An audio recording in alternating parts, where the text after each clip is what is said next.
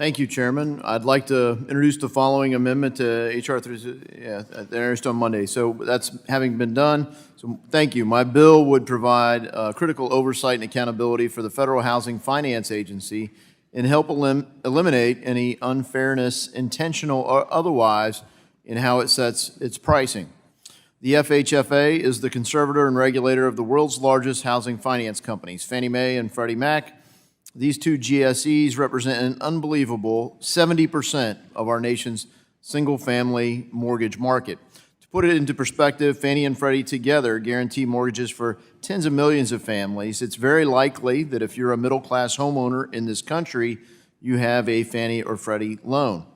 These two companies play an enormous role in everyday lives of Americans, and the role of the federal government seems persistently skewed because the not only controlling interest that FHFA has in the GSEs throughout the Treasury, but also FHFA acts as their conservator, both regulator and conservator. So FHA has broad and highly unusual role to, quote, preserve and conserve the assets of Fannie and Freddie. This authority came about during the great financial crisis when a catastrophic buildup of unsound mortgage practices led by the GSEs caused a nationwide housing market collapse. In addition to this role, FHFA wears the other hat as regulator of Fannie and Freddie. In this capacity, FHFA must protect the safety and soundness of the institutions and, in turn, fundamentally, the entire mortgage market. Any way you look at it, FHFA has an extraordinary level of authority in our housing landscape, including over the cost of mortgages for American families. In January this year, the agency announced that it would change the pricing grid for single-family loans. This resulted in an increase for many credit-worthy borrowers and a decrease for many less credit-worthy borrowers.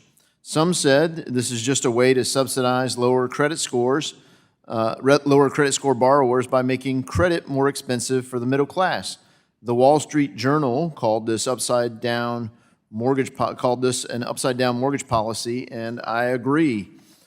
Yesterday, however, FHFA Director Sandra Thompson chalked this all up to a misunderstanding and asked us to trust the government in setting mortgage prices. I say trust but verify, and that's exactly what the Middle Class Borrower Protection Act would do. The legislation would bring much-needed independent oversight to the process for setting GSE's upfront fees called loan level price adjustments, or LLPAs. It would put in place a one-year freeze on FHFA's ability to make additional fee changes while the GAO, the Government Accounting Office, reviews and brings transparency to the FHFA's process with underlying data. It would also allow the public and key stakeholders the opportunity to review and comment on any LLPA fee change in the future, as any federal agency should do when enacting policies that affect millions of Americans. Importantly, it would also require the FHFA to use risk-based principles in setting these fees, which would be doing away, which it should be doing anyway as conservator and regulator. Finally, the bill would prohibit FHFA from imposing any LLPA changes based on the borrower's debt-to-income ratio. Notably, FHFA recently withdrew a rule that would base fees on debt-to-income, which was the right thing to do.